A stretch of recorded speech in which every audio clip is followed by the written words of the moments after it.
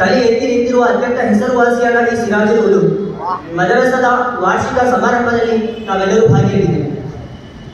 ಈ ಶುಭ ಸಂದರ್ಭದಲ್ಲಿ ನನಗರ್ಪಿತ ವಿಷಯವಾದ ವಿದ್ಯೆಯ ಕುರಿತು, ಇಲ್ಮಿನ ಕುರಿತು ಒಂದಲ್ಪ ಮಾತನಾಡಲು ನಾನು ಇಚ್ಛಿಸುತ್ತೇನೆ. ಸರ್ವಶಕ್ತನಾದ ಅಲ್ಲಾಹ್ ತೌಫೀಕನ್ನು ನೀಡಿ ಅನುಗ್ರಹಿಸಲಿ. ಆಮೀನ್ ಯಾ ರಬ್ಬಲ್ ಆಲಮೀನ್. ಪ್ರಿಯರೇ, ಈ ಜಗತ್ತಿನಲ್ಲಿ ಅದೆಷ್ಟೋ ಜಾತಿಗಳು, ಮತಗಳು, ಪಂಗಡಗಳನ್ನು ಕಾಣಲು ಸಾಧ್ಯವಾಗುತ್ತದೆ. ಆದರೆ ನೀವು ಅರಿತಂತೆ ಲಕ್ಷೋಪಲಕ್ಷ ವರ್ಷಗಳ ಪ್ರಯುಕ್ತವಿದೆ ಈ ಜಗತ್ತಿಗೆ. ಮನುಷ್ಯರನ್ನೇ ಹೋಲುವ ವಿವಿಧ ಜೀವಿಗಳು ಈ ಜಗತ್ತಿನಲ್ಲಿ ಆಗಿ ಹೋಗಿವೆ. ಆದರೆ ಅಲ್ಲಾಹನ ಖಲೀಫರಾದ ಆದಮ್ ಸಲ್ಲಲ್ಲಾಹು ಅಲೈಹಿ ವಸಲ್ಲಂ ನಂತರವಾಗಿದೆ ಅಬ್ದುಲ್ಲಾ ರದಿಯಲ್ಲಾಹು ತಆಲಾ ಅನ್ಹು ಮತ್ತು ಆಮಿನಾ ಬಿಬಿ ರದಿಯಲ್ಲಾಹು ತಆಲಾ ಅನ್ಹಾ ದಂಪತಿಗಳ ಮಗನಾಗಿ ಕೊನೆಯ ಪ್ರವಾದಿ ನಬಿ ಮುಹಮ್ಮದ್ ಮುಸ್ತಫಾ ಸಲ್ಲಲ್ಲಾಹು ಅಲೈಹಿ ವಸಲ್ಲಂ ಜನಿಸಿ ಬಂದರು. ಎಲ್ಲ ವೇದಗಳು ಅಂತ್ಯಕಾಲದ ಸನಿಹದಲ್ಲಿ ಬರಲಿರುವ ಆ ಪ್ರವಾದಿಯ ಬಗ್ಗೆ ವಿವರ ನೀಡಿದರು.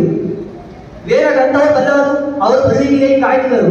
ಪ್ರವಾದಿ ಸಲ್ಲಲ್ಲಾಹು ಅಲೈಹಿ ವಸಲ್ಲಮರ ಆಗಮನದ ನಂತರ 1400 ವರ್ಷಗಳಾಯಿತು. ಇನ್ನೋರ್ವ ಪ್ರವಾದಿಗೆ ಬರಲಾರೆ ಎಂಬ ಸಂದೇಶವು ಈ ಲೋಕಕ್ಕೆ ಎಷ್ಟು ಸಮಯದಲ್ಲಿ ಎಂಬುದನ್ನು ತಿಳಿಸುತ್ತಾರೆ. ಲೋಕಾಂತ್ಯಕ್ಕಿಂತ ಮುಂಚಿತವಾಗಿ ಸಂಭವಿಸಿರುವ ಧಾರಾವೇಶಗಳಿಗೆ ಪ್ರವಾದಿ ಸಲ್ಲಲ್ಲಾಹು ಅಲೈಹಿ ವಸಲ್ಲಮರ ಹದಿನವರಲ್ಲಿ ಕಾಣಬಹುದು. ವ್ಯಭಿಚಾರ, ಮದ್ಯಪಾನಗಳ ವರ್ತನೆ, ಹಸುಗುಸುಗಳು ಸೇರಿದಂತೆ ದಿನನಿತ್ಯ ನೂರಾರು ನಿರಪರಾಧಿಗಳು ಕಗ್ಗೋಲೆ, ಅನ್ಯಾಯ ವ್ಯಾಪಿಸುವುದು ಮುಂತಾದಾಗಿದೆ ಆ ನಿಶಾನೆಗಳು. ಅವುಗಳನ್ನು ನಾವು ಕಣ್ಣಾರೆ ಕಾಣುತ್ತಿದ್ದೇವೆ. ಆದರೆ ನಮಗೆ ಅದರ ಪಡಬೇಕಾದ ಅವಶ್ಯಕತೆ ಇಲ್ಲ.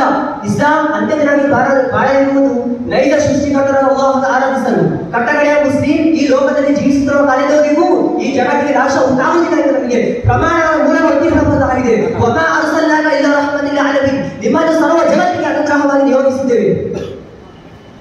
ಪ್ರಿಯ ಸಹೋದರಿ, ಅಲ್ಲಾಹ್ ಸುಬ್ಹಾನಹು ವ ತಆಲಾ ಅವರ ಪರಿಶುದ್ಧವಾದ ಕುರಾನ್ನಲ್ಲಿ ಹೇಳುತ್ತಾರೆ, ಇನ್ನ ದೀನ ಇಂದಲ್ಲಾಹಿಲ್ ಇಸ್ಲಾಂ, ಅಲ್ಲಾಹನ ಬಳಿ ಸ್ವೀಕೃತವಾದ ಧರ್ಮ ಹೊಂದಿರುವ ಪರಿಶುದ್ಧವಾದ ಇಸ್ಲಾಂ ಮಾತ್ರವಾಗಿದೆ.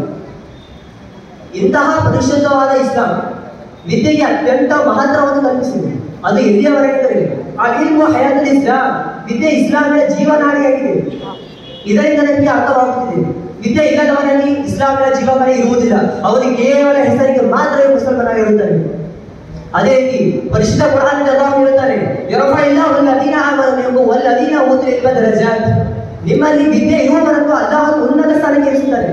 ಇದರಿಂದ ನಮಗೆ ಮನಗಾಣಲು ಸಾಧ್ಯವಾಗುತ್ತದೆ. ಅಲ್ಲಾಹನು ಯಾರನ್ನಾದರೂ ಉನ್ನತ ಸ್ಥಾನಕ್ಕೆ ಇರಿಸಲು ಇಚ್ಛಿಸಿದರೆ ಅಲ್ಲಾಹನು ಅವನಿಗೆ ಇಲ್ಮನ್ನು ನೀಡುತ್ತಾನೆ, ಅಲ್ಲಾಹನು ಅವನಿಗೆ ವಿಜ್ಞಾನ ನೀಡುತ್ತಾನೆ. ಒಬ್ಬ ಮನುಷ್ಯನ ಉನ್ನತಿಯು ಅವನ ಜ್ಞಾನದಿಂದ ಮಾತ್ರ ಉನ್ನತಿಯಾಗಿಸಬಹುದು, ಬೇರೆ ಒಂದಲ್ಲ.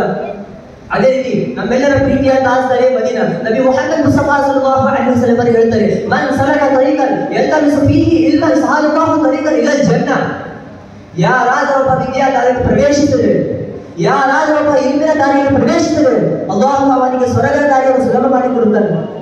ಸುಬ್ಹಾನಲ್ಲಾಹ್. ಪ್ರಿಯರೇ, ಅದೇ ರೀತಿ ಪರಿಶುದ್ಧ ಕುರಾನ್ನಲ್ಲಿ ನಮ್ಮೆಲ್ಲರ ಪ್ರೀತಿಯ ತಾಜ್ದಾರೆ ಮದೀನಾ ಸಲ್ಲಲ್ಲಾಹು ಅಲೈಹಿ ವಸಲ್ಲಂ ಇದು ಮಾತಾಗಿದೆ.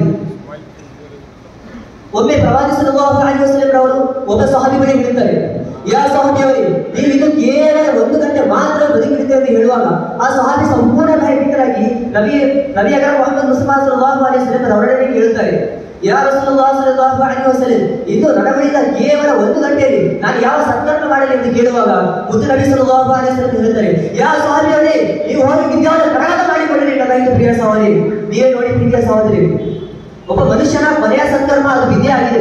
ಒಬ್ಬ ಮನುಷ್ಯನ ಕೊನೆಯ ಸತ್ಕರ್ಮ ಅದು ಇಲ್ಮ ಆಗಿದ್ದರೆ ಆ ಇಲ್ಮ ಇರೋ ಮಹಾತ್ಮ ಏನು, ಆ ವಿದ್ಯೆ ಇರೋ ಮಹಾತ್ಮ ಏನು. ಅದೇ ರೀತಿ ಮಹಾತ್ಮರುಗಳಾದ ಇಮಾಮರು ತಮ್ಮ ಗ್ರಂಥದಲ್ಲಿ ವಿದ್ಯೆ ಇರುವವರನ್ನು, ವಿದ್ಯೆ ಇಲ್ಲದವರನ್ನು ಒಂದು ಹಣ್ಣು ಕೊಡುವ ಮರಕ್ಕೆ ಹೋಲಿಸಿದ್ದಾರೆ. ಅದು ಯಾವ ರೀತಿ ಅಂದರೆ, ವಿದ್ಯೆ ಇರುವ ಮನುಷ್ಯನು ಹಣ್ಣು ತುಂಬಿದ ಮರದಂತೆ ಅದರ ತೂಕಕ್ಕೆ ತಕ್ಕಂತೆ ಸಹನೆಯಿಂದ ತೆಗೆದಿರುತ್ತಾನೆ. ಅದೇ ರೀತಿ ವಿದ್ಯೆ ಇಲ್ಲದವನು ಹಣ್ಣಿಲ್ಲದೆ ಕೇವಲ ಎಲೆ ತುಂಬಿದ ಮರದಂತೆ ದರಪದಿಂದ ನಡೆಯುತ್ತಾನೆ. ಇಲ್ಲಿ ಹೇಗೆ ಯಾವ ರೀತಿಯಲ್ಲಿ ನೋಡಿದರೂ ವಿದ್ಯೆ ಇಲ್ಲದವನು ಬರಡುವಾಗಿ ಎಂದಾಗಿದೆ.